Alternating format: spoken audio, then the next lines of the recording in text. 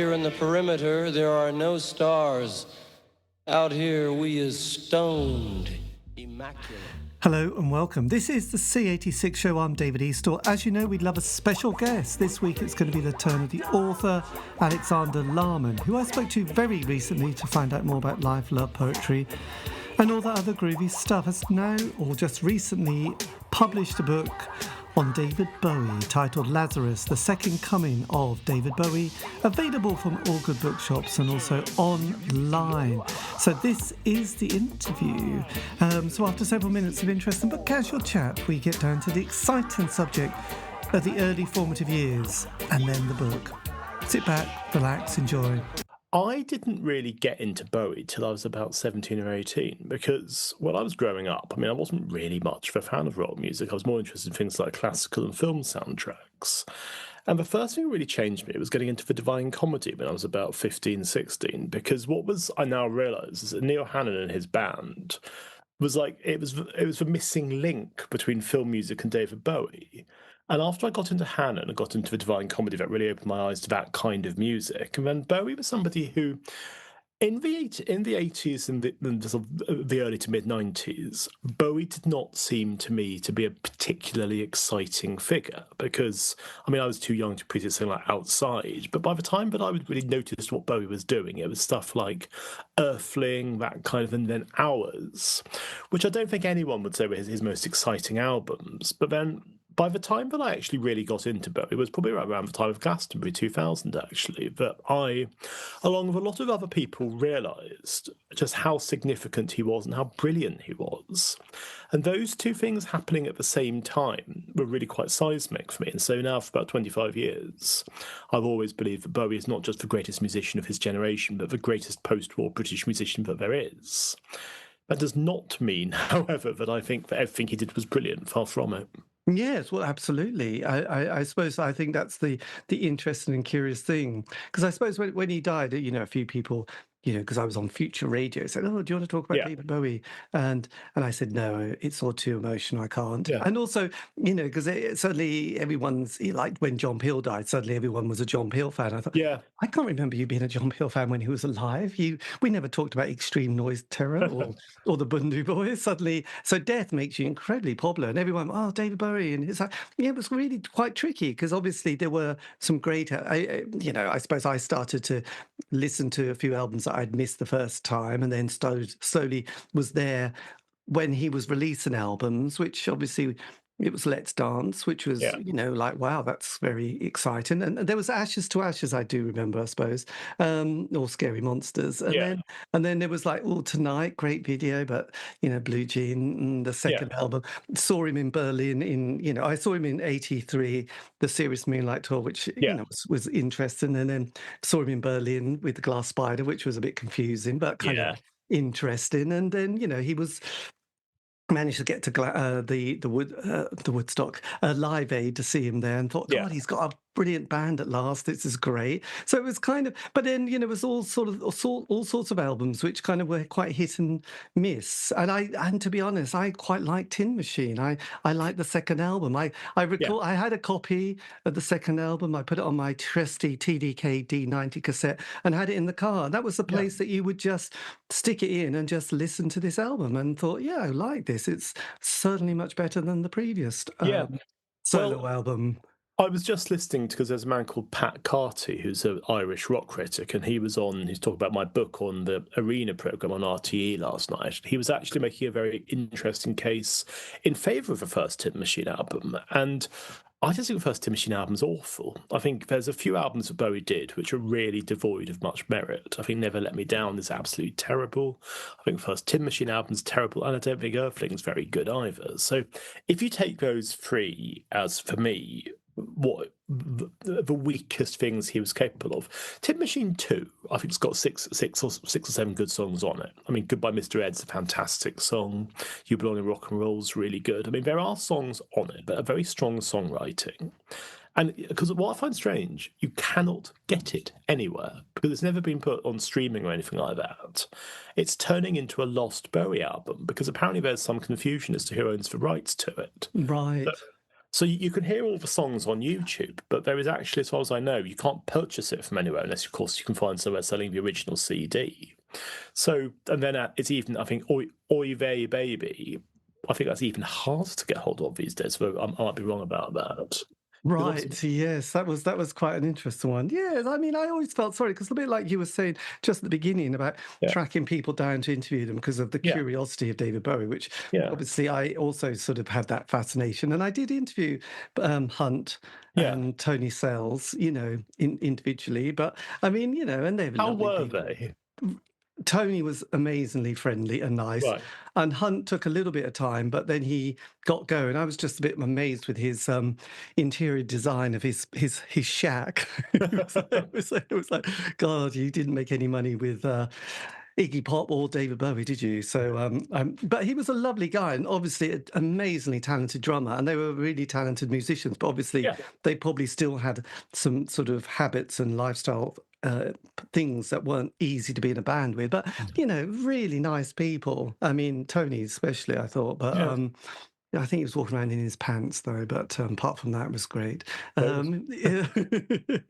it was nice, and I sort of, because it's always one, and you must get a bit bored with it, like, oh, this is the best album since Scary Monsters. Oh, Tin Machine's terrible, and it's a bit lazy. And I really like listening to Nicholas Pegg. I think, and him talking about those difficult albums, still, like Tonight and Never Let Me Down, and try and, rather than go with the narrative of actually sort of thinking, well, it's still interesting, it's still somebody who's out there going through an awful lot of other stuff personally, putting this album out and being intrigued with it, really, and it was quite you can, rather than get lazy and just go on and just say the usual, just to sort of try and find something. It is difficult, though.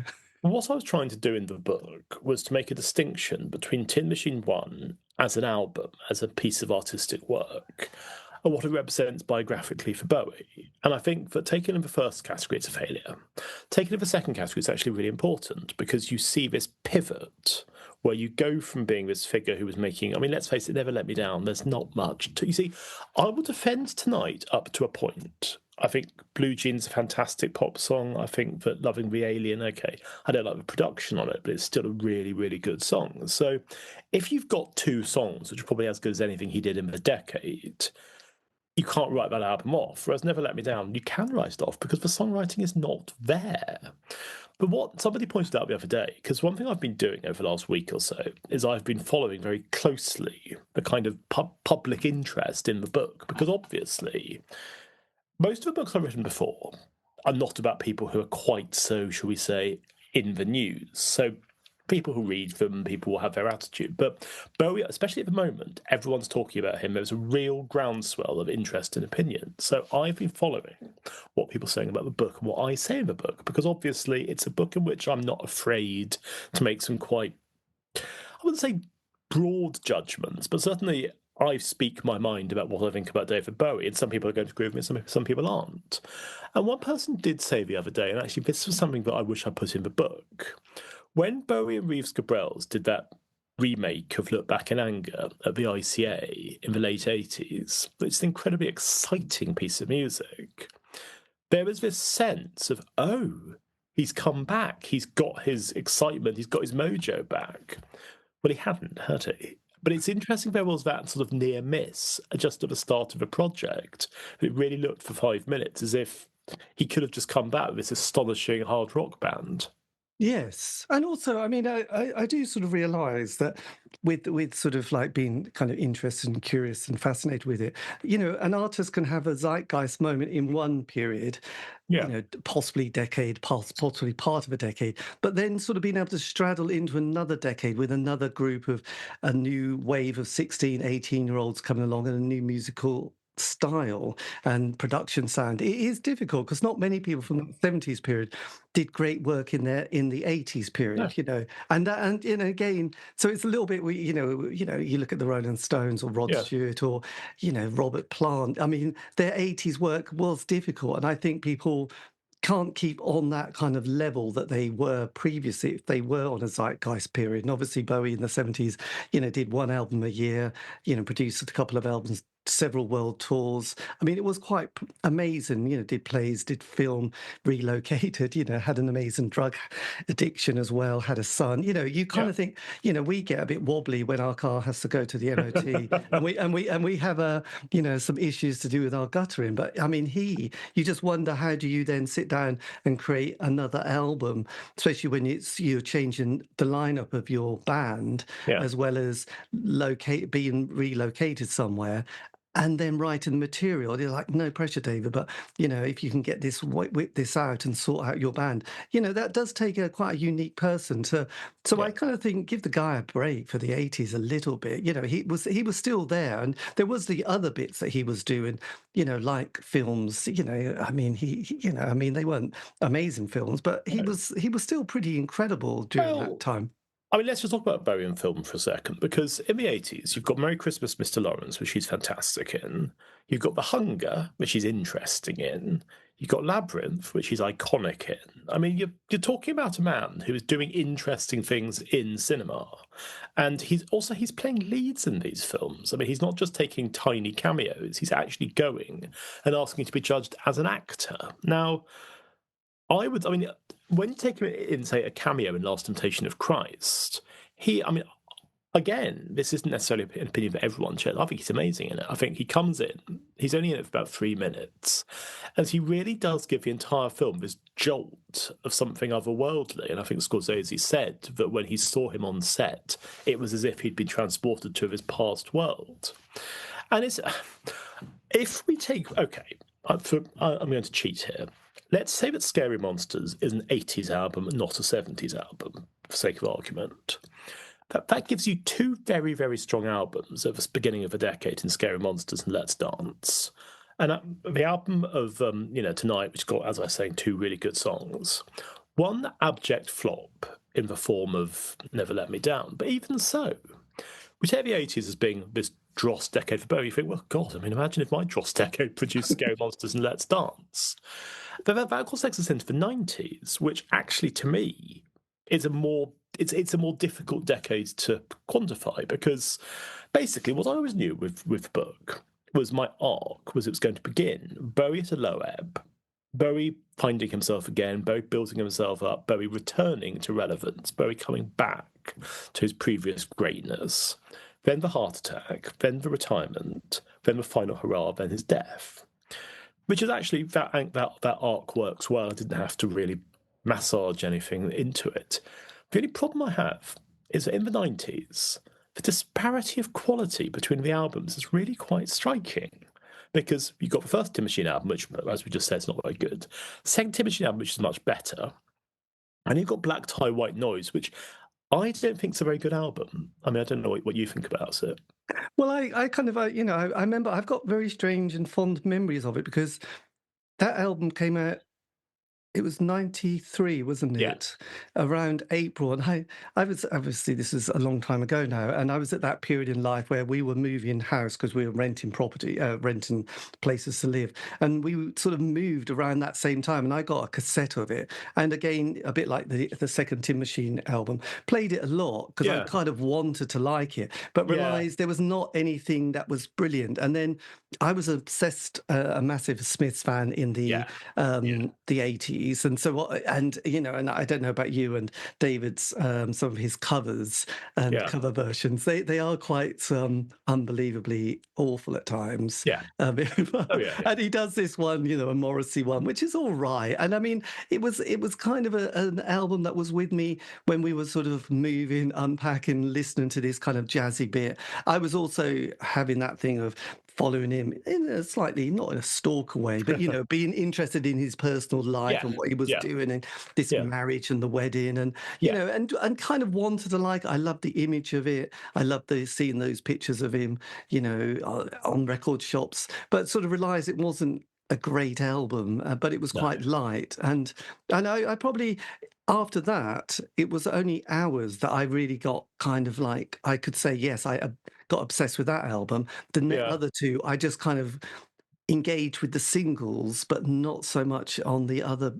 I don't know. I just, confession time, really. I probably didn't really sort of buy into it much. I did listen to a bit of rave and drum and bass, but I didn't really listen to Earthling a huge amount. And outside, I only liked the conventional single, which was like on the end of side 2, really. What, Strangers When We Meet? Yes, basically. Well, that's fair enough, because what I'd say is Black Tie White Noise, it's not cohesive. It's got too many covers on it. It's got those instrumentals he did for his wedding.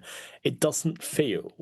I get he was trying to make some social points about racism and America and all the rest of it, but it just doesn't really work for me. It's because it's got Nile Rodgers producing it. It's not bad the way that Never Let Me Down's bad, but it doesn't really work. And it's really funny because one of the things I did before I started to write the book is I listened to every single one of his albums as if I'd never heard it before.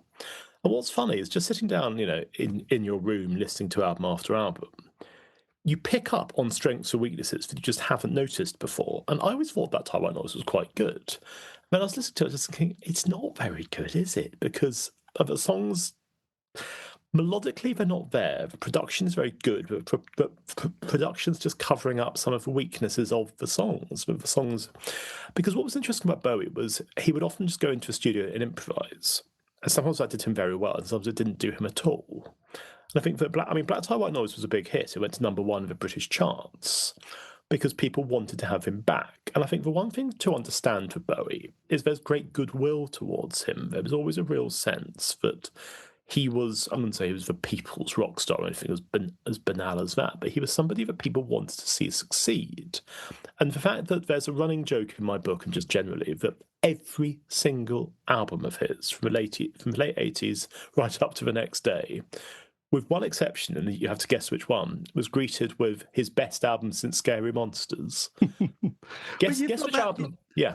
I was reading through, and there was the Catla Moran review, wasn't there, that you bring up to us, which was quite an interesting one, which was kind of and I don't know, there was because people like to have an opinion, don't they? I think, and that's and that can be quite lazy because you think, well, I don't know, it's a tricky one because I suppose. I would imagine what was the question again? You said, by the way? I said which Bowie album did not have somebody saying no critic said this is his best album since Scary Monsters? Between the first Tin Machine album and Blackstar, there was one Bowie album, but nobody said best album since Scary Monsters. Would it have been I was going to say the Buddha of Suburbia? Nope. Actually, well, but this probably doesn't count because nobody reviewed it. So. Okay, I would go for Earthling then. No, Hours. Oh, that's a weird one, isn't it? It was received quite poorly when it came out because I was talking to Reeves Gabrels about it, and what he said was that he felt, and Mark Platy, the producer, felt, but it was almost the reverse of Black Tie White Noise. The songs were there, the production wasn't. And there's another version of the album that would sound a lot better that's never been released. It'd be fascinating because something that's been annoying me over the last few years, we've had this absolute tranche of Bowie reissues and special box sets and so forth, and Toy emerged into the world a few years ago. But we haven't seen or heard anything really revelatory. What I keep thinking is, what's the estate holding on for? Because obviously Bowie's standing is now as high as it's ever going to be. What I find fascinating is why not bring out the alternate mix of hours? Why not bring out the Leon tapes of Outside, which is what it started off at? Why not bring out the last songs from the Blackstar sessions? And you think, well, what are you waiting for? The only thing I wonder, actually, I can't see this happening, but do you think there'll be any kind of surprise release this year? Oh God, I'm not sure. They seem to be sort of drip feeding it quite brilliantly. Who is behind the Bowie? Is it Coco who holds any management direction? You see, what's been interesting for me as a biographer is some of the people who I got in touch with quite early on, like a couple of photographers, would simply not talk to me unless the book had been explicitly authorised by the estate. And I said, well, no, because the estate have a standard policy they will never authorise any biography. Because Bowie, I'm not sure he was averse to the idea of biography, but he certainly wasn't somebody who wanted there to be an official biography. So you have those Dennis Rogan books, which are collections of photography, but you don't actually have anywhere an extant Bowie biography, although I'm sure Dylan Jones would say that he'd written it. Though Reeves wasn't very fond of Dylan Jones's book, was he really? No, it's interesting because Dylan said something on Instagram the other day, which I noticed and thought it was something of a dig at me and indeed the other Bowie biographers, when he essentially said there's too many books about David Bowie and that nobody who didn't know him has a right to write one. And I don't agree with that. I know. Well, history is about people writing things that happened in the Roman time and people unearth things. And also there's a different attitude and a different angle. I know Dylan likes to be his Dylan. Yeah. I think that the issue is that it's very easy with music biography to think that there's a certain sort of person who is, shall we say, a white man of a certain age, writing about other white men of a certain age. And I don't think that's very helpful, because I think that ultimately what music biography should be, he says, I mean, I'm also a white man of a certain age, but I think it's important to realise that I have never written a music biography before. And it was not my intention to become a music biographer. However, I always wanted to write about David Bowie, and I always thought that I had an angle that nobody else had ever explored. And I spent quite a long time over the last 10 years expecting that somebody else was going to come up with it, because I thought to myself, you have this life that the first half has been mined and explored, and indeed I'd say overexplored. The second half has barely been touched. Because if you read any biography of Bowie, I mean, let's take, for example, it's a perfectly good book, but of a Paul Trinker Starman book. Yes. You probably got 75-80% of the book takes you up to Let's Dance. And then the last sort of 5 or 6 chapters are everything else. And you think, but why aren't you exploring it? And I'll tell you something else, actually. I was talking to a TV producer a few months ago about the possibility of doing a documentary that would be based in part on the book. And the project foundered because the TV producer kept saying to me, but why don't you want to do the 70s stuff? And I said, because it's been done. And she said, but people want to know about the 70s stuff. And I said, yes, but people know the 70s stuff. As in, I don't think there is now anything new to say about Ziggy Stardust, about the creation of Station, about the Berlin years, because I think it's all been said in the past. I think that there's minor topics of interest. I mean, for instance, that Baal project he did in the early 80s. I wrote a piece for Daily Telegraph about it a couple of years ago, and I interviewed Tony Visconti for that. And that, I thought, was one of the few areas in Bowie lore that was also underexplored, but that's a 2,000-word article. That's not a book. And I feel that with somebody who is as famous and as beloved and as documented as Bowie, you've really got to find something new in order to make any kind of book worth doing. And that's why I was saying about the Peter Ormerod book about Bowie and God. I'm about halfway through it at the moment. And I think that it's a really interesting account. I mean, I feel a bit sorry for him, actually, because his book's coming out slightly after mine, and mine's got all the attention so far, which is... I mean, it's a first world problem, but nonetheless, I mean, if I was him, I'd be very put out. But what I'm hoping is, the great thing about Bowie, and the great thing about books about Bowie, is that they will all find their readers eventually. I mean, I've got dozens of books about Bowie, you've got dozens of books about Bowie, and I feel that ultimately all of them tell a different story. Because, I mean, look, let's take the Beatles for a second. There's that Ian Leslie book that John and Paul that came out last year. It's very good and sold a lot of copies. And Craig Brown, just a couple of years before that, wrote his A Voyage Around the Beatles, or whatever it's called, a 1, 2, 3, 4. And both those books were very, very successful, which shows there was a huge market for people about the Beatles. And so it is for Bowie. People will always have their vision of Bowie. And for me, it's very interesting seeing what those visions are, because one of my friends at university hated Bowie. And he once said to me, why do you listen to that whining theatrical ponce? And I thought, that's such a good way of describing it. Yes, well, there you go. That's it. I mean, I think most people, were quite ambivalent about him until, like I said, he passed away, and then suddenly it was kind of people suddenly quickly shuffled or sort of repositioned themselves on him. But just going back Yeah. actually to the album that you was your cards are on the table there. Never Let Me Down. I mean, what was Yeah. quite interesting at that point was that when I spend quite a lot of time watching and listening to those interviews with him throughout the decades. Yeah. It was interesting when he's there being interviewed for that album because he really has a lot of excitement about it. The tour's coming up. He thinks the album's looking good. He seems very sharp in those interviews. He's talking about his 60s influences with these kind of theatre companies like, was it the Bread and Puppet Theatre Company and the Living Theatre Company? And he's very sparky. He's got Peter Frampton back. He's got this, pre-Cirque du Soleil performance. He's fallen in love with another person. He's got Tony Basil doing the choreography. It's all looking terribly good. And then there's a couple of singles, day in, day out. Time Will Crawl, which was on that French film, Les Amants de Pont Neuf. It was, it had a certain drama to it.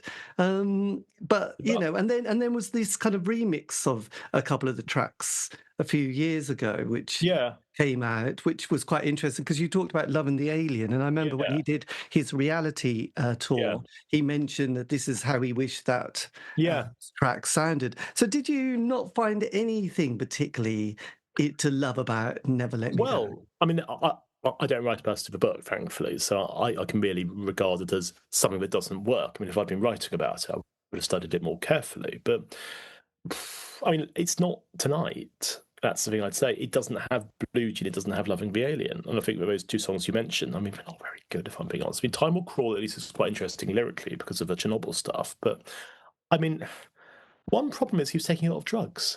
And this is something which has been... What I find interesting, I mean, what I have tried to do with the book is, if the book is not remotely authorised by the estate, I think, and this is just supposition, I think it was tacitly authorised in terms of nobody stopped me talking to anyone. And I talked to a lot of people, including some quite senior people in the Bowie hierarchy. So there's very much a sense of people falling into line. But what the book is not is any kind of hagiography of Bowie, because I'm not afraid to point out shoddy work, bad behaviour, anything else.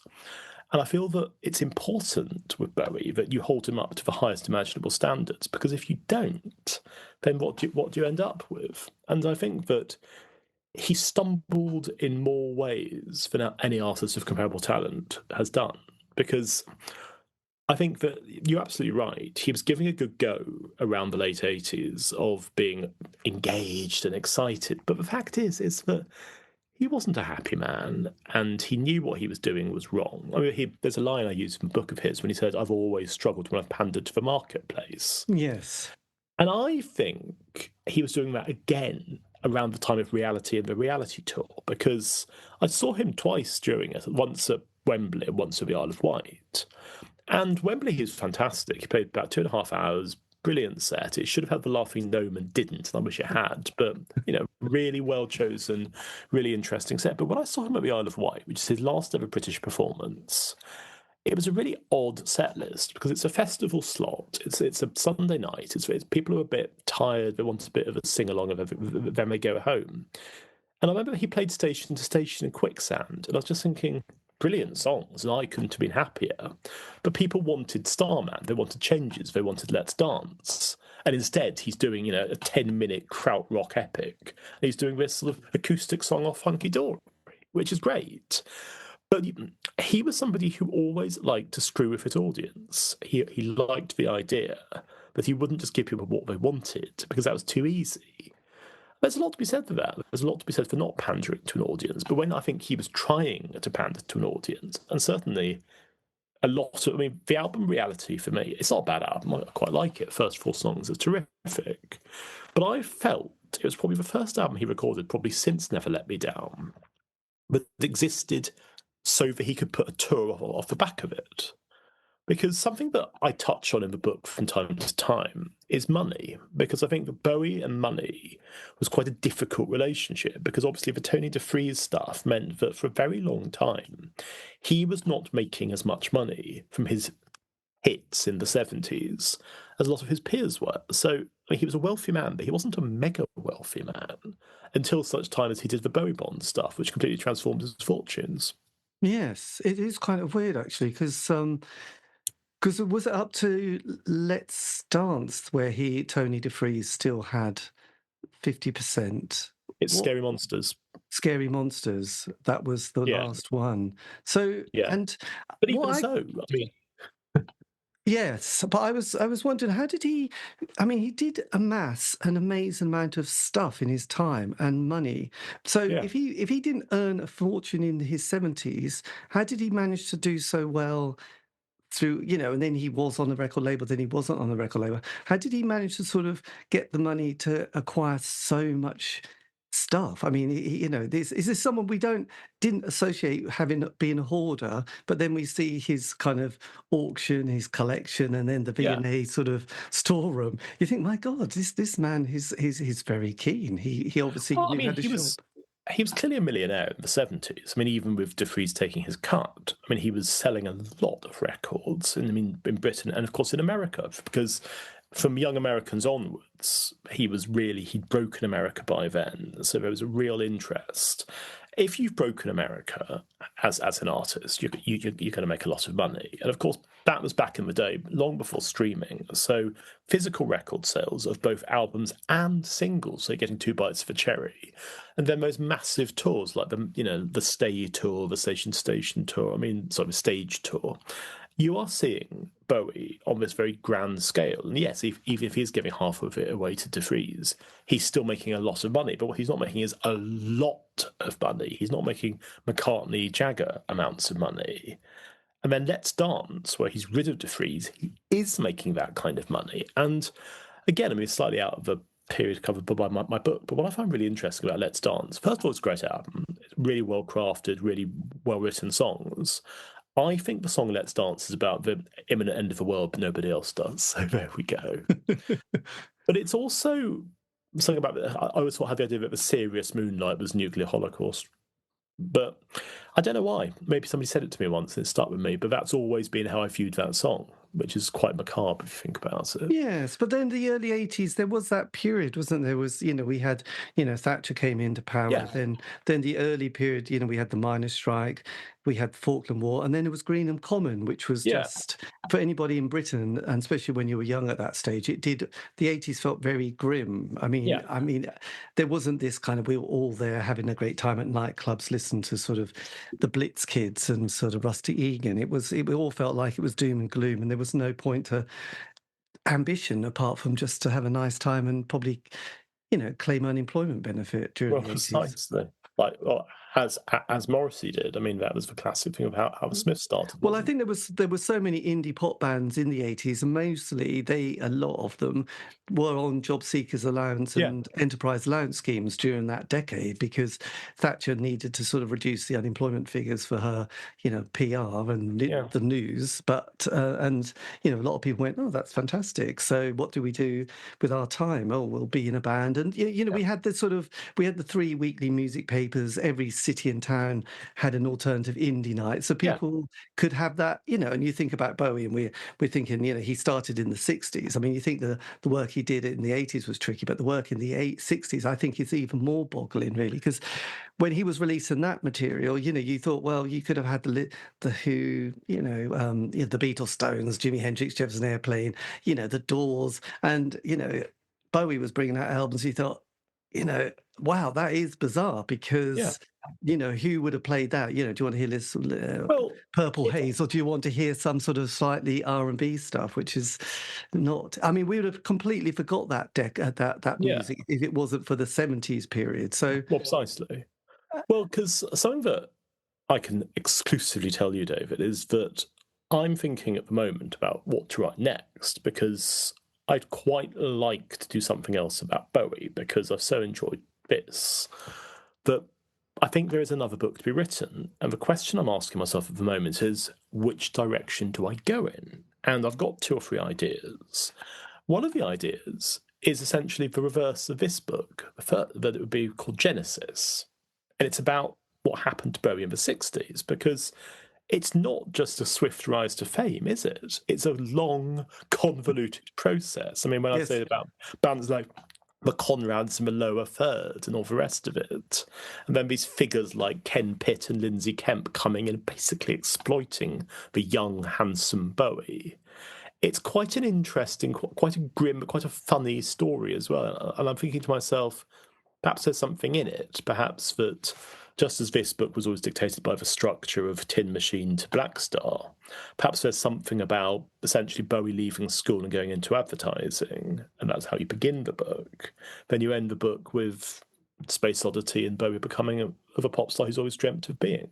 Yes, He steps through the door. I think, I mean, personally, I think that's a really fascinating period because I was fascinated, like, how can you spend 6 years kind of going nowhere fast and sort of releasing stuff, as I said, where you thought, wow, this is being released over here and Bowie's doing that. I mean, it's amazing. But then, being curious about a bit more about Bowie. I've, also tried to interview as many people who worked with him or knew him. And one of them was a guy who was in that first ever prog rock band, he says, Clouds or 123 from Scotland. So Billy Ritchie. And it was quite interesting, his, because really I wanted to ask him, because Bowie starts mentioning this character, Billy, in the 90s has been an influence, and everyone went, who's he talking about? He's never mentioned this before. So it's interesting that this character he met in the 60s suddenly appears in interviews in the 90s. So it was interesting hearing Billy talking about David hanging out with him, as if to say, you're quite famous, can I just be with you for a bit?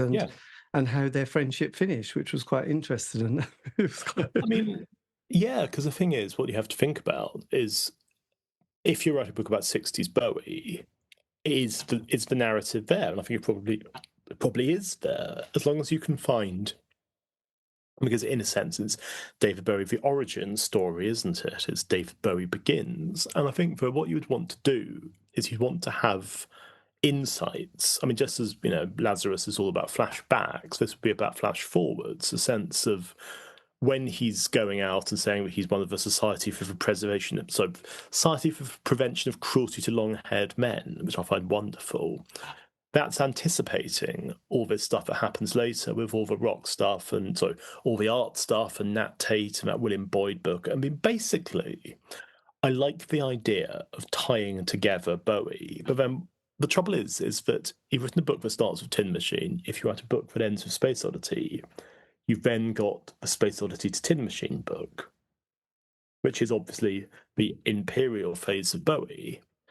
And that, I mean, that'd be a really hard book to write because, as I just said earlier, everyone knows the stories already. So, and you can't talk to Mick Ronson anymore. Brian Eno won't talk about it. And it's, if you can't have these major figures, because one thing I was always very, very careful not to do was to produce a book that was a cuttings job, because I've read biographies of Bowie, which are cuttings jobs, and they feel dreadful because anyone now can go on the internet. I mean, look, to be honest with you, an AI program could probably write a decent biography of David Bowie these days. If I said to ChatGPT, write me 100,000 words on, the second half of David Bowie's career, something probably reasonably well researched, reasonably well written, certainly spelling and grammar all correct, would emerge. And you can get that for free. You just go out to a shop and spend £25 on it. You can get that information for nothing. But what it would not be is any kind of original or interesting or fresh take. It would simply be a synthesis of all the information that's already out there. So I think that if you're thinking about Bowie and you're thinking about, as I say, this halcyon period in the middle, you would have to have a really compelling story to tell. And I do not know what that story is. I mean, I wouldn't... If somebody put a gun to my head tomorrow and said, you write on David Bowie in the 70s, well, I'm going to write on David Bowie in the 70s. But, I mean, have you read any of those Simon Goddard books? Yes. Yeah. I mean, I haven't read any of them, but I'm fascinated by the sheer detail and the sheer amount of time that must take. I mean, 10 books, 10 years. I mean, that's extraordinary. Well, absolutely. Yes, because he did a book on the Smiths. So, and then, I did an interview with him when he brought out his first or second one because it was, just curious and interesting. And I enjoyed them because, again, it was bringing up memories as well of that period because he was able to sort of, as he said, when he went there and started writing, he had to be in 1971 and know all the sort of what the news was at that Yeah. time, what the culture was. And I found it enjoyable. And the same with Paul Morley and his latest book. I enjoy how Paul sort of just Miranda's through things and pulls things from different directions. Again, you know, it's an enjoyable read. It definitely isn't a chat GPT or whatever it No. is, because you know, it's very much his style and his love of the character, but also sort of wants to get into it. So going back to the Bowie in the 90s then, Yeah. because obviously this is kind of a like most of that decade. I don't really engage that much with him at that point because I sort of, like I said, Black Tie, White Noise, yes, Outside, listened to it a few times, didn't really love it. Earthling the same, and then Hours comes along, and I sort of think, oh great, this is some songs that I really like. I like Romantic Melancholia, and he seems to start having that reflection again. But just before that, you know, and it was kind of interesting. Did you saw the film Moon Age? Yeah. Daydream, and this kind of finishes when he finds love, and and he says this is it, you know, he's found a man. So for how did you sort of rate Bowie during his 90s period on a sort of personal level as well as what he's producing? Because obviously he's in a new relationship after an awful lot of previous relationships, but things have shifted somewhat. Well, yes, because one thing that no one's actually said it yet, I mean, I wonder if anyone will say it, but when I finished the book, I was very happy with the book, but I thought to myself, I'm concerned I don't say anything about Bowie's private life.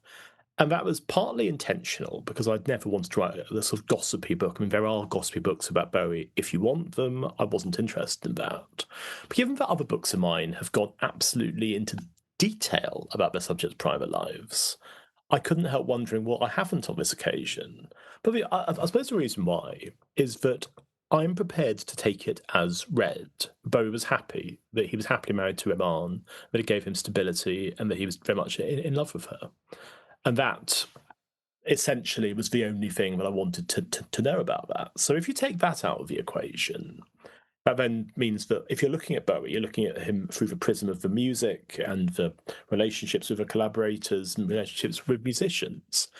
And so you've got, I think, I wouldn't say Black Tie White Noise was a bad album. I just don't like it very much. I mean, Buddha of Suburbia is much, much better. It's a much more interesting album. But the problem is, because it was thought to be a film soundtrack, it got no attention and so ended up being essentially ignored. I mean, still to this day, people forget there's an album between Black Tie, White Noise and Outside. And one of the things that I've tried to do in the book is to very much give Buddha of Suburbia its place in the sun. Another interesting thing, actually, just coming back to what I was saying earlier, talking about unreleased Bowie albums, the actual soundtrack of Buddha of Suburbia has never been released. So again, I'm not sure he particularly wanted to be released. It's just a few bits and pieces of incidental music for the TV series. But there is Bowie material that no one's ever heard, or at least nobody's ever heard outside of the confines of television. So that would be interesting. Outside, I think it's a masterpiece. I think it's the album of his that I think is probably, apart from Blackstar, it's probably the album that I think has the greatest claim that to be a serious counter to any idea that Bowie lost his ability to really experiment, really compose after this heyday period of his. I mean, it's far too long. It really needs cutting, and the self-indulgence is off the scale. But I think that when it's good, it's really, really good. And I think that working with Eno was... I mean, Visconti was obviously a massively important collaborator for him. Reeves Gabrels is a massively important collaborator. But he listened to Eno. And you can tell that. You can tell that in the Berlin albums, he is taking direction from Eno in a way he wouldn't from anyone else. Because we hear a lot about Bowie just firing people and moving on. Well, he didn't fire Brian Eno, did he? No, but then in the book, I think you do sort of mention that there is kind of sort of tension between the two of them at times. Yeah. And then there's also tension with various other musicians. Yeah. And there was a kind of a line, which was not such shot, but where, you know, a musician sort of takes the wrong cue and starts to walk onto the stage, into his space, which is quite amazing moment. Yeah. And I thought, God, I couldn't imagine him getting angry.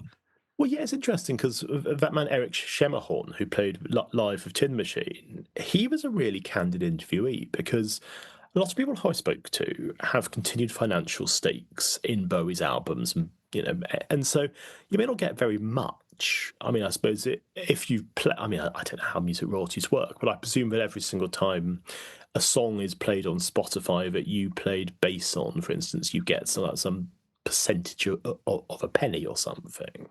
Whereas if you were just playing live, you get paid a wage and that's it. So Shannon Yes. was quite useful from that perspective because he would give it to me completely unvarnished. And he was working with Bowie at that just before he met him on, just before he cleaned his act up. And it's just hearing his stories were fascinating because it's the idea that even though Bowie is trying to be in Tin Machine, this hard rock band, he's still David Bowie. He's still got people like Tom Cruise and Liz Taylor trying to come backstage to his concerts. So there's that level of fame, which is reacting against the anonymity that he's craving.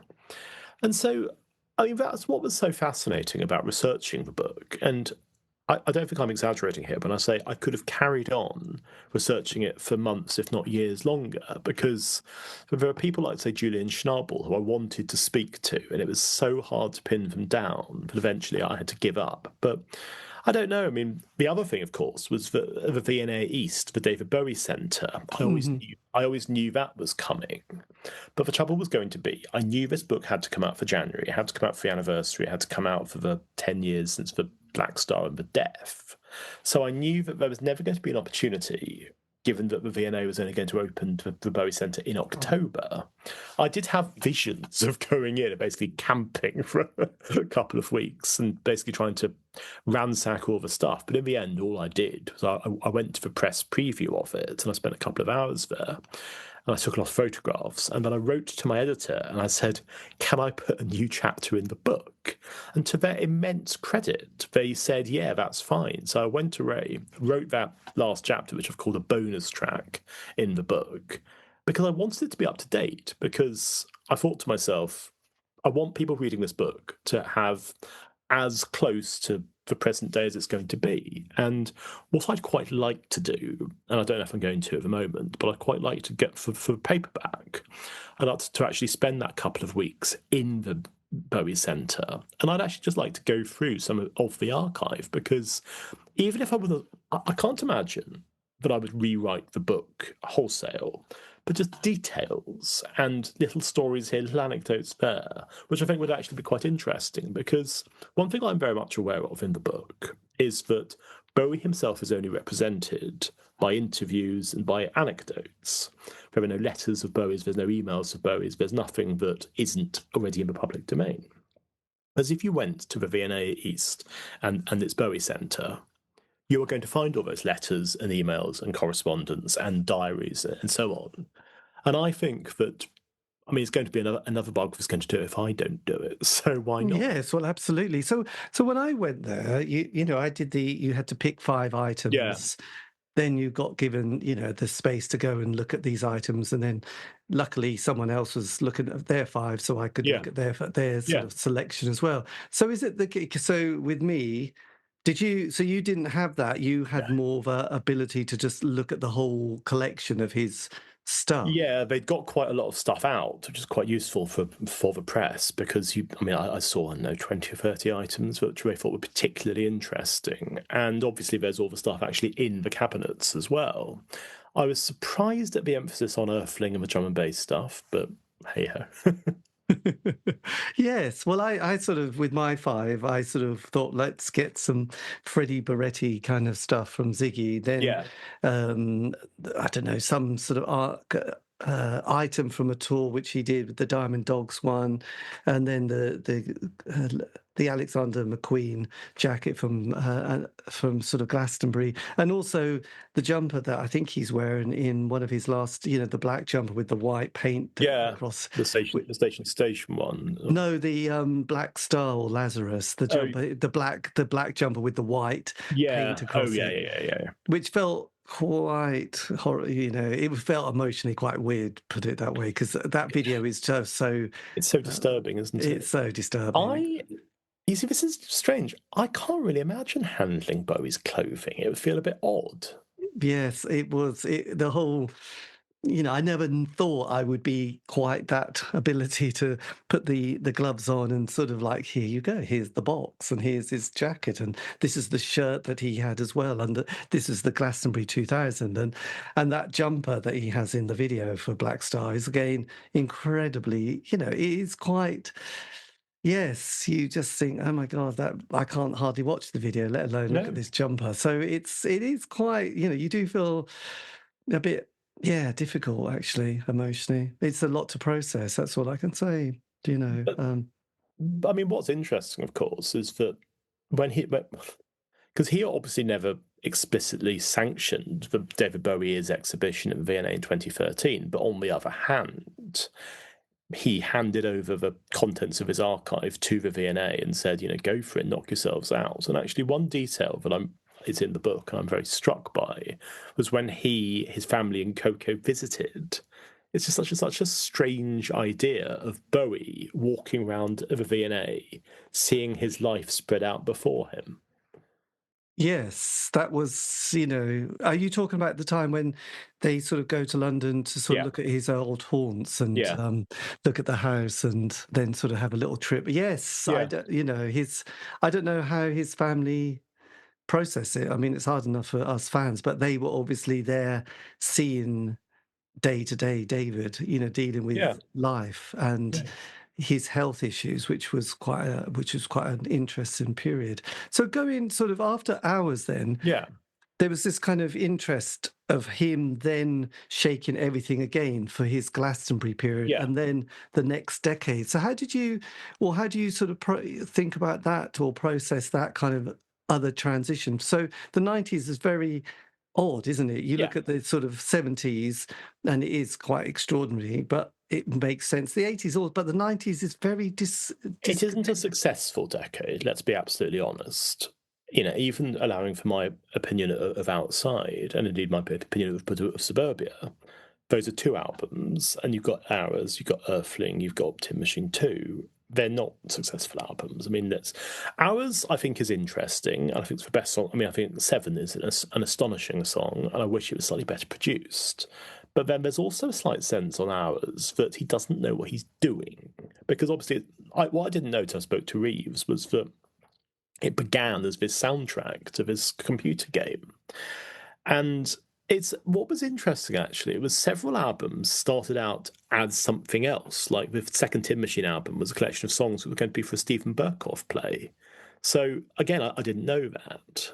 And it's fascinating to have this stuff because one thing I hope I've done is added something to the store of Bowie knowledge.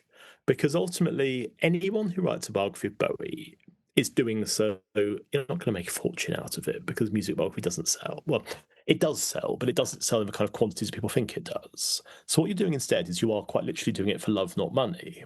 And what you're trying to do, in my case, is to say, this man who I admire so greatly, this artist who I think is absolutely phenomenal, I want to give my little token of appreciation. And the best way I can do that is to actually take the time, firstly, to speak to people and to go through the archive and all the rest of it, and then to marshal it into some sort of coherent whole. But just going back to the idea of the 90s, it was not his best decade. I mean, it's probably his worst decade in many respects, because at least the 80s had Let's Dance and Scary Monsters.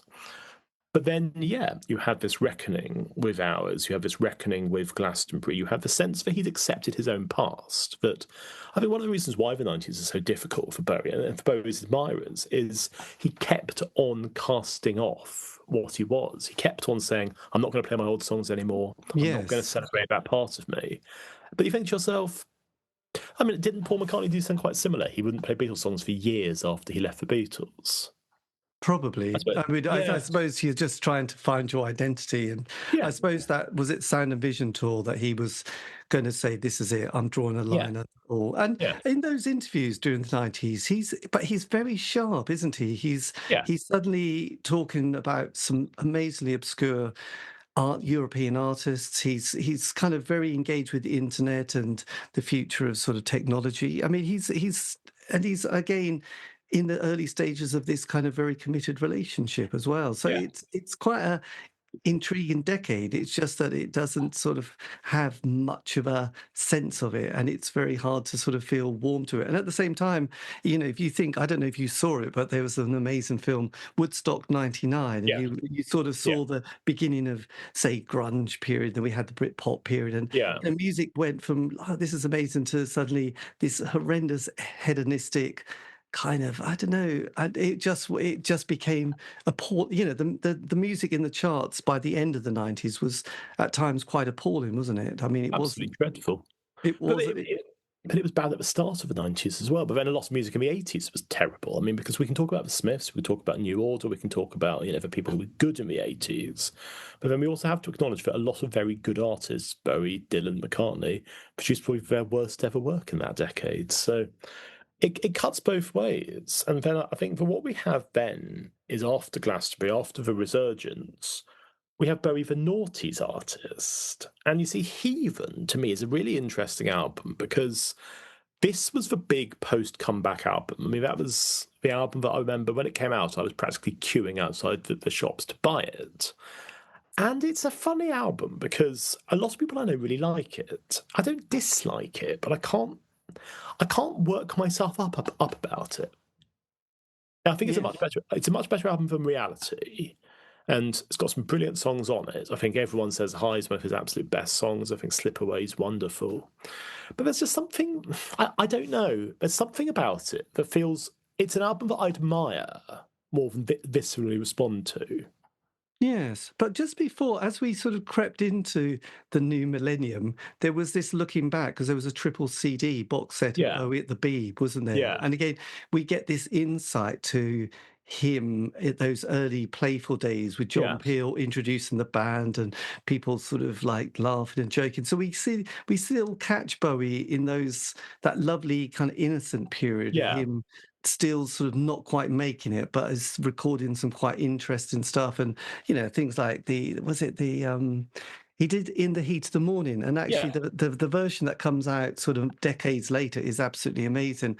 And it's really, and listen to A Memory of a Free Festival, you just think, God, Lovely song. it is just gorgeous. So then, the Glastonbury appearance, it sounded from the documentary that Bowie was not that keen, and there was a lot of kind of like trying to push him into doing this Yeah, event. So had you sort of researched all that as well in yeah. that point? I mean, it's one of the chapters of the book. I mean, I talk about Glastonbury for quite a lot of it because it's strange. You wouldn't usually talk about one gig in that kind of detail, but I thought it was really important because it's probably the most significant gig he did in the second half of his career because it was the one that transformed other people's perception of him. It was the one that gave him back a sense of enjoying being Bowie again because I think there were many times that David Jones did not particularly like being David Bowie. He found it stressful, he found it tiring, he found the idea of having this act a very irritating one.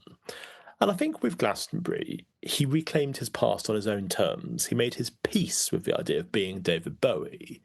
And everything changes from there because I think that you can see that Bowie actually he enjoys touring again. He enjoys performance. He enjoys playing his old songs. But then there's a matiness that creeps in interviews on stage, which, because when I saw him on the Heathen tour and the reality tour, I thought, well, you're acting, aren't you? You're putting on an accent, you're putting on a show, which is fine. You are literally on a stage, you're wearing a costume, you are an actor. But I was also thinking, he doesn't actually speak like that. And this very laddish, very matey persona, I just kept thinking, can't you do something else? Can't you be somebody else? And of course, we saw the last personae in The Next Day and in Blackstar, but he wasn't telling anyone what they were. He wasn't going on stage and giving everyone a thumbs up and being, David Bowie anymore, was he? Well, you talked about that Chris Evans interview where he goes off into this great story with him and Iggy Pop and yes, going into this I don't know. Can you remember the Chris Evans interview? Was that on TFI Friday? Yes. Yeah. And that was the thing. I mean, he was always popping up on shows like TFI Pride, which, of course, any rock star would do that. But I do feel, rightly or wrongly, that he made himself too available somehow, that it wouldn't have been the stupidest idea in the 90s, even in the early 2000s, to have been around a bit less. Because just imagine if he'd released The Next Day in 2013 and all of a sudden he'd been very available again, Dave from Beckenham going out and doing a big tour. There wouldn't have been any mystique anymore. There would have been this sense instead of, because, I mean, look, if Paul McCartney had played one gig in the last 40 years, a la Led Zeppelin, just imagine what the reaction to that would have been. Instead, as I'm speaking to you now in January, Paul McCartney will undoubtedly be playing somewhere near me in Britain, charging hundreds of pounds for a ticket. So if I wanted to go and see, one of the other great post-war musical genius, I could do so without any great difficulty. Oh, yes. And I think that rationing yourself is not a bad thing to do. Yes. It depends what you want. If you want to make lots of money and you want to keep people happy, keep on touring, keep on performing. But in Bowie's case, he turned down. I mean, look, he probably wasn't well enough to do any kind of tour around the time of The Next Day, and certainly not by the time of Blackstar. But let's say, for the sake of argument, that he'd done 2 gigs, one in New York and one in London in 2013.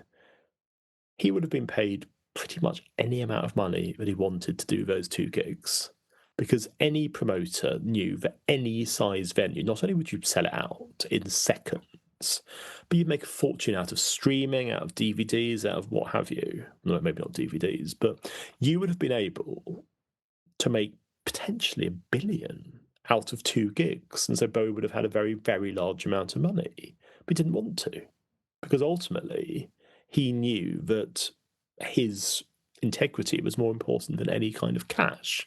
Yes. And I think you have to remember that with Bowie, that yes, I mean, as we were talking about earlier, there was this sense of his not being as wealthy as some of his peers. And in fact, when he died, he left $100 million, which, I mean, that's, on the one hand, that's a staggering amount of money. But on the other hand, it's a fraction of what a McCartney or a Jagger's worth. Yes, well, absolutely. I mean, just as sort of the one thing that we sort of, with Bowie during that period up to when he disappears, is that he didn't seem to age, did he? And then when he starts to appear again in different sort of photographs and the sort of occasional guest spots in different ways, he looks he looks fragile. Yeah.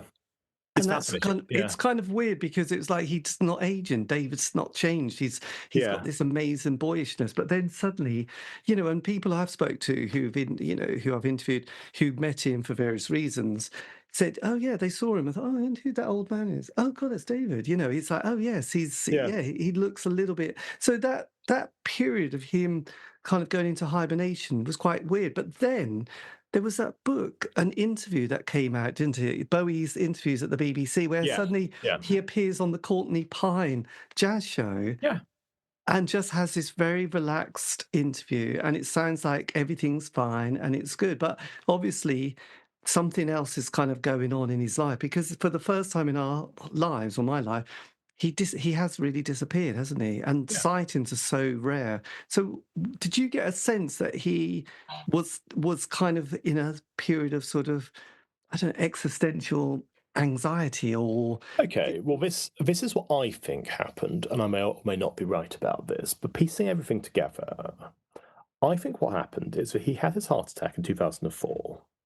He then took some time out of the spotlight. By 2005, he was quite keen to relaunch his career, hence playing a series of gigs. And then 2006, you can see he's acting, he's doing these guest spots. And I think to myself, he is happy. He is beginning to think, I'm going to start recording a new album. I'm going to start playing again. This is what I want to do. Then I think around 2007, there's some sort of health problem, which is never made public. But given that at least one person I spoke to alluded to there being strokes and heart attacks and serious issues, that explains why there's this withdrawal from the public eye, why there's this reluctance to do anything. I mean, he's still seen around New York. I mean, he's not sitting in his apartment all day doing nothing. He's still going about, being photographed and going to parties. But then I think there's a sense of, you think he's retired. He thought he'd retired. And then around 2010, he knows his health isn't great, but he also thinks, I don't want reality to be my last album, because I've said this before and I'll say this again, I'm sure, but if reality had been Bowie's last album, if he died in 2004, or even if he died in 2016, and there'd been essentially 12 years of retirement, it's not a story, is it? There isn't there isn't a narrative, because what you have then is you have Bowie's life and his amazing career of the 70s, the 80s, less so the 90s, and then his two comeback albums, then a heart attack, and then a very long, very uneventful retirement. It's not interesting, is it? Whereas what you have now is you have this Lazarus-like resurrection with the next day, then you have Blackstar, and then he dies. It's phenomenal. I mean, he stage managed that so well. And of course, the funniest part is, and I learned this from a Dylan Jones book, it was just pure coincidence that he died 2 days after Blackstar came out, because the album was supposed to come out in late October. Right. But then but just before that, or just quite a few years before that, he does sort of appear in a Louis Vuitton advert, doesn't he? Yeah. Which again, he seems slightly back on it again, and he seems bright and breezy. He's doing stuff, isn't he? He's in the video for Stars Are Out Tonight for Tilda Swinton. He's in the Where Are We Now video. He's in the video for Valentine's Day. I mean, he's doing stuff. He's not performing. He's not giving interviews, but he's still taking care to make sure people know that he's out there. And there's a playfulness, isn't there? Because he didn't ever give a full formal interview after his retirement, but he kept popping up. I mean, for instance, there's he made this.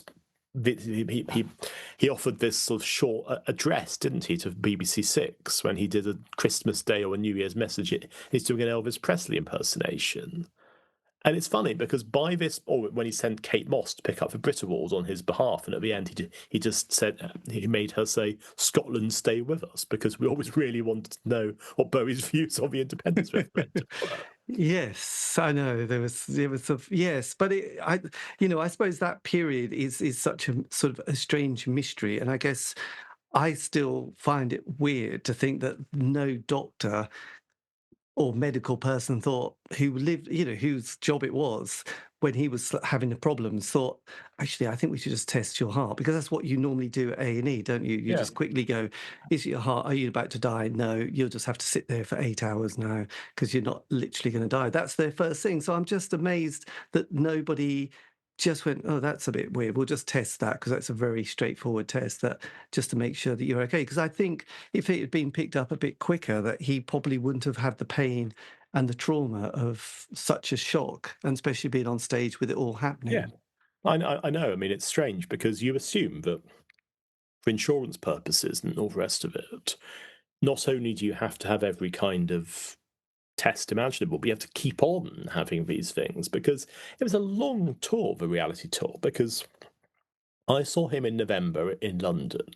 I saw him again in June the next year, and it hadn't started in London. It wasn't finishing. It was close to finishing, but he was going to go into July with Tea in the Park and things like that. So, I mean, it would have been the best part of the year.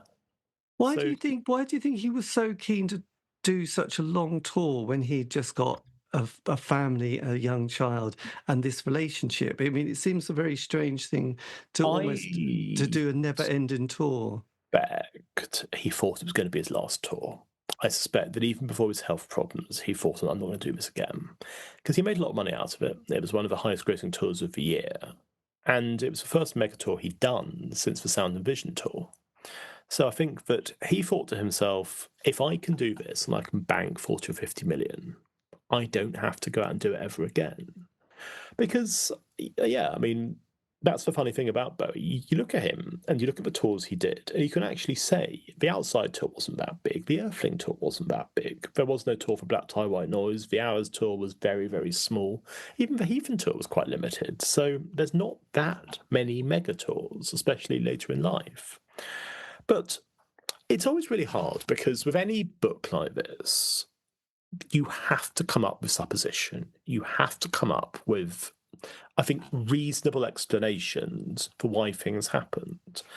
And what I tried to do was not be sensationalist, not be gossipy, but always to ground it in some kind of all that seems to be supported by this, or that piece of evidence seems to support that. But people will have their own ideas of Bowie, and I think that's what we keep coming back to, that I have my idea of Bowie and people can go out and read about it. And what I really value is being able to talk about that and to discuss it here or anywhere else, because what I am happiest about this is I'm now meeting all of these Bowie fans who I probably would never have come into contact with otherwise. And it's great because you feel like you are part of a community and you feel like you are able to be with these people in a way that you wouldn't be otherwise. Because if you go on Reddit or you go on Facebook or something like that, people are just posting about Bowie, and that's fine. But you're not having a conversation the same way that you can now, because this Saturday, for instance, I'm going to the Bowie Day at Foyles, so I'm taking part in one of the panels. And I'm really, really excited about it, because it's going to be a chance to actually meet the proper hardcore fan base. And I'm sitting there and I'm thinking, right, when they say any questions, I'm thinking, you're going to get some really good questions. Well, quite. But did you, I mean, then, a bit like I've always boggled when they sort of, in Egypt find another sort of tomb and you think, God, surely you've been looking at them. But then with Bowie, he had this where, this storage place. And then there's this room that he has that they unlock and find he's been working on other projects quite recently. Did you find that quite staggering and boggling, thinking, Yeah. well, have you just unlocked that door then, and what else has he been doing in there, and who is looking after all this kind of stuff still for him? Well, that's the thing, isn't it? That there are all these unreleased songs, because according to Tony Visconti, he was still making demos literally in the days before he died. And what I also suspect is we do not know anything about what happened between him making that appearance at the first night of Lazarus and his death about a month later. We do know that he was still in contact with people around Christmas, around New Year. So clearly the last decline in his health was very, very quick. And that has to be seen as a blessing, really, doesn't it? That he didn't have this long, painful process of suffering. It was boom, he was gone.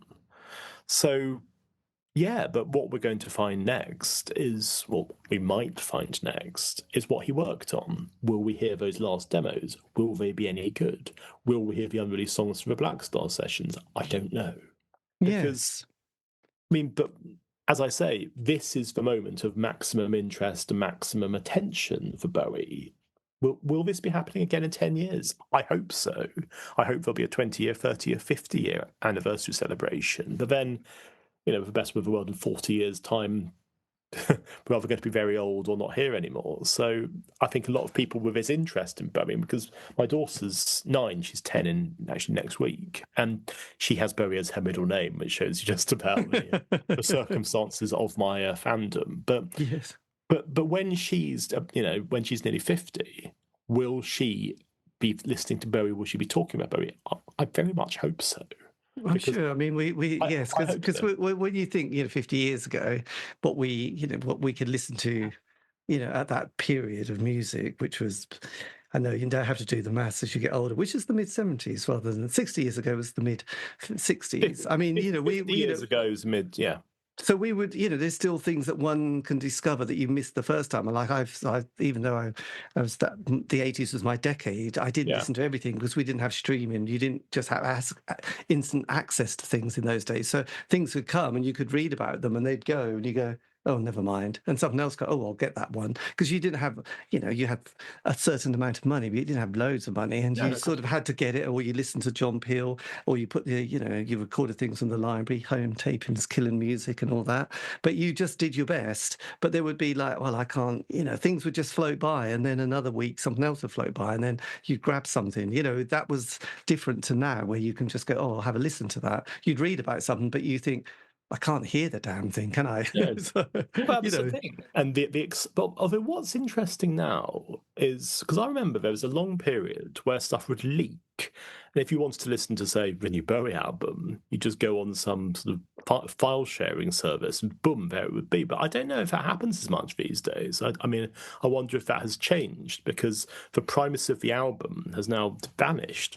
Albums are not, I mean, you still have album artists, but you're not very many of them. No.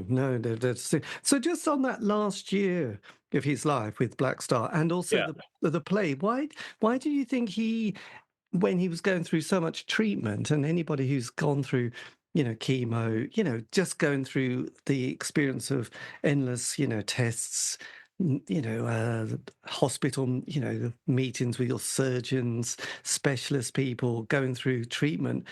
Why do you think he was so keen? Because he must have been very weak at times and felt very vulnerable, but wanting to do two projects at the same time seems quite extraordinary. Well, I think it was because he wanted to leave a legacy. And I think that what concentrated the mind wonderfully was the idea that if he didn't do this, that there wouldn't be anything. And I think that it's interesting, isn't it? Because I was just saying a moment ago, if Reality was his last album, that's not much of an epitaph.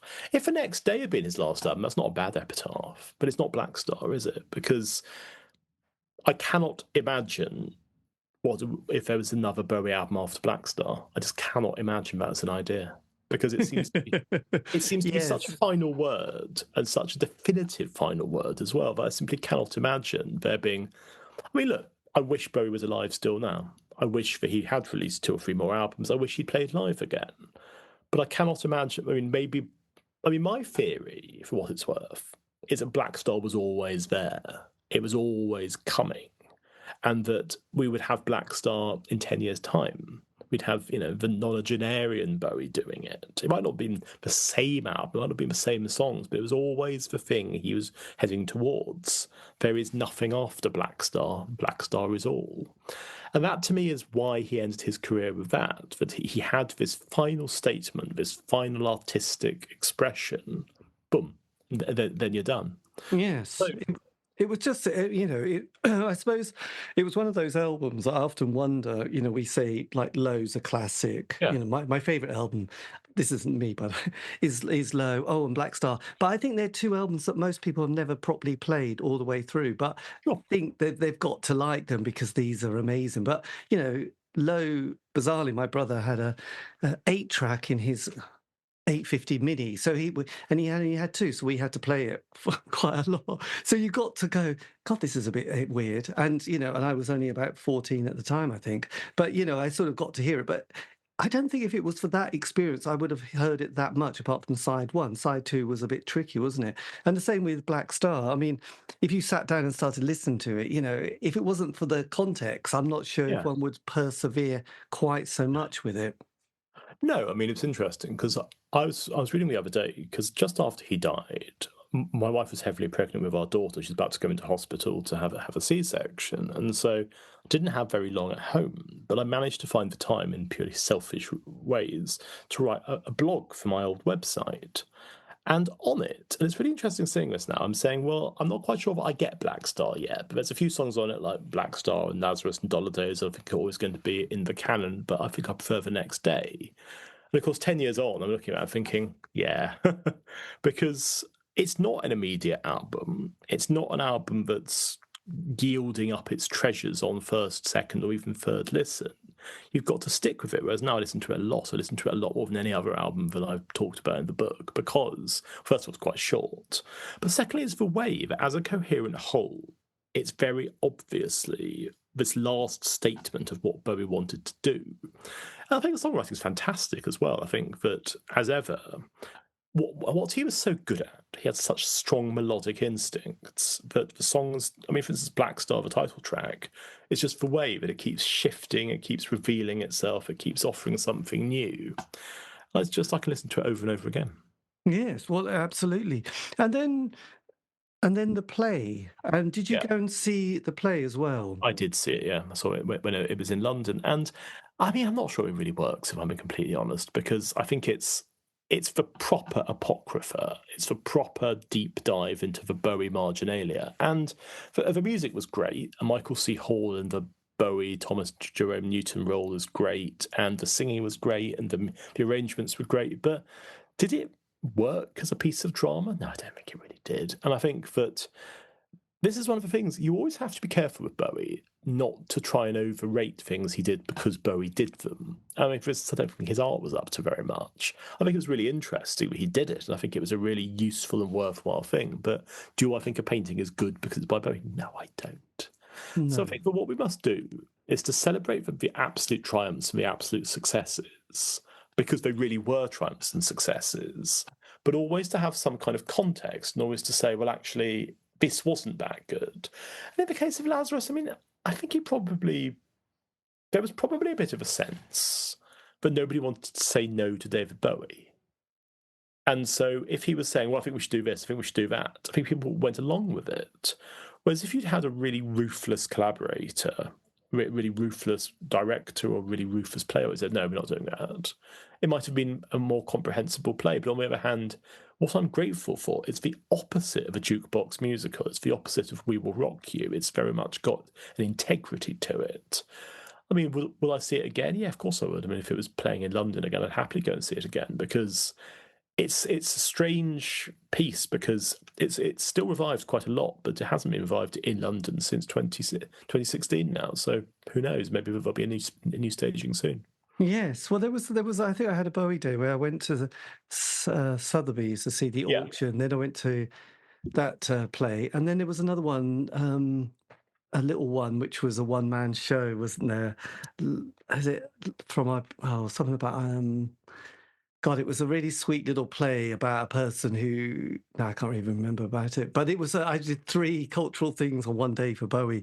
Wow. I think it was called, I think it had the Norfolk Broads in it, but yes, it was something about that, but it was a one-man show, which was quite sweet. And I thought, let's just engage with the whole, yes, let's torture oneself and feel very depressed about the fact he's not there. So with the book then, just the writing process, when did you start it, by the way? Okay, so what happened is I'd just done a trilogy of books about the historical royal family, and I'm really proud of those books. I think they're really well done books, but I also very much wanted to draw a line under that aspect of my career, because I didn't want to become one of those people who just does royal books for the rest of their lives. And I sat down with my old publisher, Alan, and we went for a coffee at the National Portrait Gallery. And I remember it was August 2023. We were discussing other books I might do. And we were sort of tossing around ideas. And then I said to him at one point, I don't want to write any of these books. He said, well, what do you want to write about? I want to write about David Bowie. And he said, the difficulty you're going to find is that it's really, really hard to get music books off the ground, because there's only 2 publishers in London that really publish music books, and that's White Rabbit and 9/8. And I thought, oh, and White Rabbit, which is Lee Brackstone, I mean, that's obviously, they do a great job. They published, I'm sure you've got lots of their books, Yes. really respected. But what I'd heard from my agent was that Pete Selby, who just set up 9/8 as an imprint of Bonnier, was an absolute Bowie fanatic. So my agent, who I should add knows nothing about David Bowie whatsoever, which I find actually extraordinary. I mean, he literally knows nothing about him. To him, Bowie's almost a complete stranger. He got in touch with Pete Selby and said, I've got a client who wants to write this book about Bowie, but he only wants to write about the second half. And I was sent his response, which was basically, yes, capital letters, exclamation mark, exclamation mark, exclamation mark. And I went for coffee with Pete, I think, the next week. And we both just, I mean, to coin a phrase, geeked out about Bowie for about an hour. And then I went away and I started writing a book. And it took about 2 years to do, because a lot of interviews, a lot of research, a lot of just thinking about everything, a lot of listening to stuff. And yes, I mean, it was a real labour of love. And I'm so pleased and proud that I did it, because I'm not convinced, I mean, famous last words, but I'm not convinced I will ever write a better book than this one. So if people like it, I'm really glad and I'm really happy about that. And if they don't like it, well, this is the best I can do. Yes, So it doesn't get any better from here. Well, absolutely. I mean, did you sort of have to do much rewriting on such a project like this? Does it take a lot of kind of angst to do? No, it's I say 95% the same as the first draft, actually. I had to, because Pete was a wonderful editor to work with, really incisive. All his tips were really good. And I had a wonderful sub-editor as well, a wonderful copy editor called Nigel Tassel, who's also... Oh, yes, he did the C86 book, didn't he? Yeah, he's a very distinguished writer in his own right. So to have somebody of his calibre working on the book was a real... I have a tendency to be a bit silly sometimes. I mean, like Bowie himself, I have a tendency to be slightly sort of show-offy, slightly flamboyant. And what Nigel was very good at doing was coming and saying, no, take that out, that you don't need that. You don't need that literary allusion. You don't need that pun to get rid of it.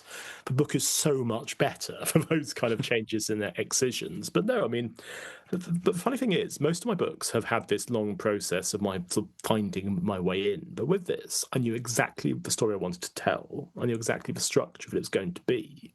The major question was, what are the details? What are the I knew what the bones were. It was putting firstly the flesh and then the clothing on those bones, and that, of course, came from talking to all the people who knew him. Yes, God. So with that project, which must take quite a long time to sort of set up and transcribe, did you get everybody that you had on your sort of hit list? Well, it was interesting because the first person I approached was Tony Visconti, and having interviewed him before, I thought that would be the easiest thing in the world because I also knew he was very happy to be interviewed. And it was funny because I sent him an email that was, I mean, friendly, I mean, possibly even slightly matey. And I didn't hear back from him.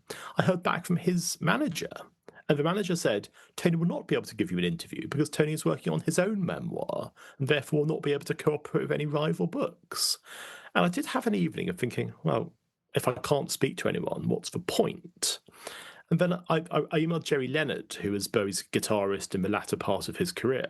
And Jerry sent me back a sort of slightly equivocal, but I'll have to think about it for a day or two. And then he went back and said, yeah, I'll be happy to be interviewed. And I think that he was either my first or my second interviewee. And after that, everything fell into place because what happened, I was very grateful for this, was that clearly Bowie's old bandmates who still stay in touch with each other, who still perform, they all got in touch with each other. I don't know if it was a WhatsApp group or just texting or whatever else. Basically said, there's this guy, Alex Larman, who's writing a new book about Bowie. You know, you should chat to him. He's, you know, he's a good guy. He's not going to exploit us. Now, I really hope I've kept that faith because it was just, I would finish an interview and somebody would say, oh, have you spoken to Sterling? Have you spoken to Mark? And then they'd give me the details. So it became a kind of relay system. And it was just great because I felt really welcomed by these people. And Reeves, actually, I took a bit of time to get to, and then by the time I actually interviewed him, we had 8 hours together in total. I've got all these, because obviously what you have in a book is it's just a tiny fraction of the stories and the details, but you have to be very discerning because the book is, I think, between 120 and 125,000 words, and it could have been 150, 160, and just think, well, it can't be because it's too long. Yes, God, that must have been quite the experience to sort of meet the people so close to him. So Yeah. with the Tin Machine then, did you do any interviews with those guys?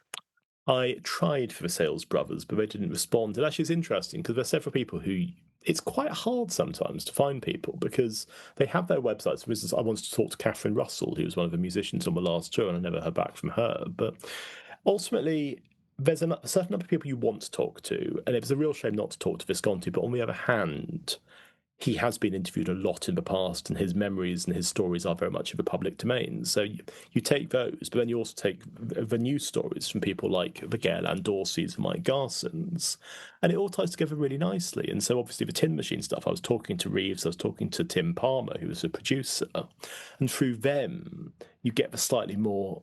And as I said, Eric Schemmerhorn, who was bloody hilarious, and his stories, I couldn't use some of them because I can't imagine what would have happened if they'd actually been written down. But suffice it to say that the legal read would have been very, very tricky indeed on this book. Right. Is that the Turkish multi-instrumentalist? No, that was Erdal. Schemmerhorn was just he was the session player on the tour. Right, got you. Yes. So did you get hold of our multi-instrumentalist? I tried to, but again, it's just something because the difficulty that you have is that if you haven't got a kind of Sherpa who is making these introductions, you have to rely on emails, websites, LinkedIn, what have you.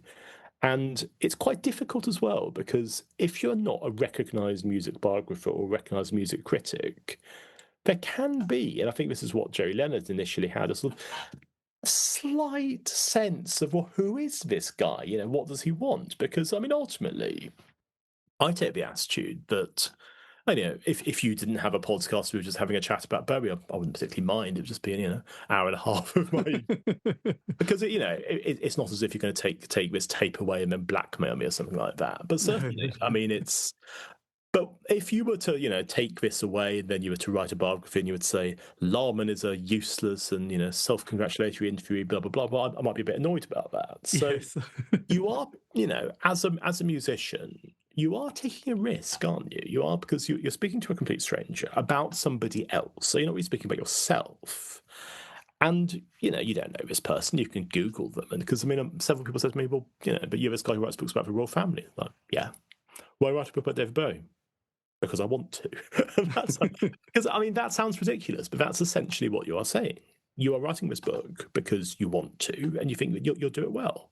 And that, to me, is the only criteria that you can really give anyone for writing a book like this, because you can take the Dylan Jones approach, that you need to have known Bowie, that you need to have written about popular music for years, that you need to have been, writing for Mojo or Melody Maker or any of those titles. I don't think that's true. I think that to write about Bowie, or to write about anybody else for that matter, you have to have a story. You have to know the story that you want to tell, and you have to be able to tell it well, and people want to engage with it. And as I say, so far, touch wood, people have responded very, very well. Look, there are going to be people who don't like the book because they'll want it to be about the 70s, and they'll say, why have you written about the second half of a career? And I'll say, well, the book answers its own question.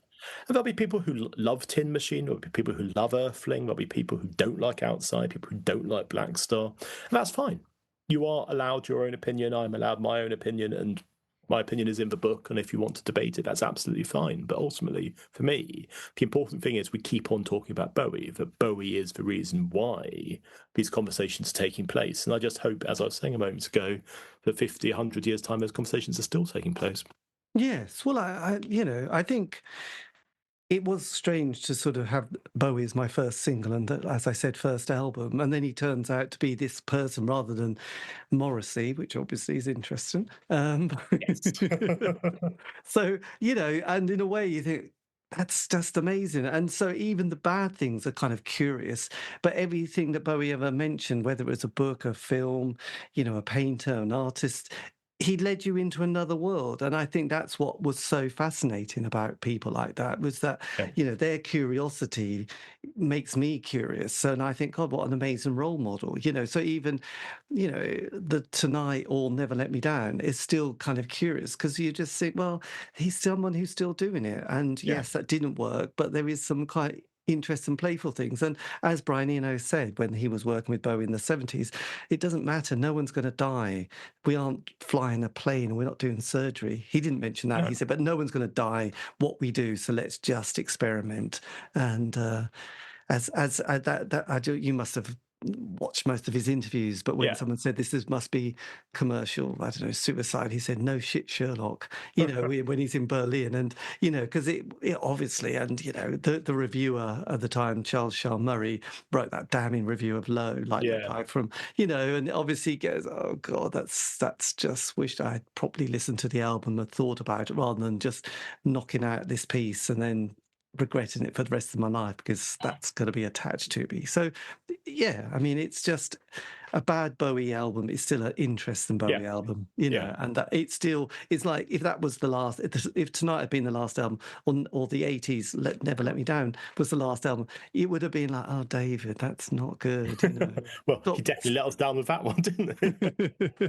But then, it's curious. I still think Tin Machine's curious, because it's like, well, how do you pull yourself out of a rut? If we all have to do things sometimes, and it's very easy to look back and think, well, that would have been, because when he sort of gets rid of his first band, or one of the first bands, the Spiders from Mars, and the way they were treated wasn't great. But at his time, he didn't know what the story was going to be, the narrative. He wasn't doing very well financially. He was. Just to say this in Bowie's defence, yes, he dispensed with musicians quite ruthlessly, but on the other hand, what was he supposed to do? It's not as if you're supposed to go around and keep saying to all of these musicians, now, I'm going to employ you for the next 5 years, because it wasn't a band, it wasn't a democracy, it was Bowie and hired musicians, and ultimately he decided to use other hired musicians. And the fact that he did keep on returning to people, Mike Garson, Carlos Alomar, Reeves Gabrels. There's a lot of people, Brian Eno, who played on a lot of his albums. He wasn't just this figure who dispensed with people. He was somebody who said, I can see you here. I can see a point of using you here, but not on this. And I think it's fair enough. And I think there's been too much made of this idea of his dispensing with collaborators. I think it was much more that instead he was just somebody who wanted to try something different. I think that's fair enough. Yes. And did you feel quite touched the way that when he was coming towards the end of his life, that he was kind of reaching out and sort of dropping the odd message to people?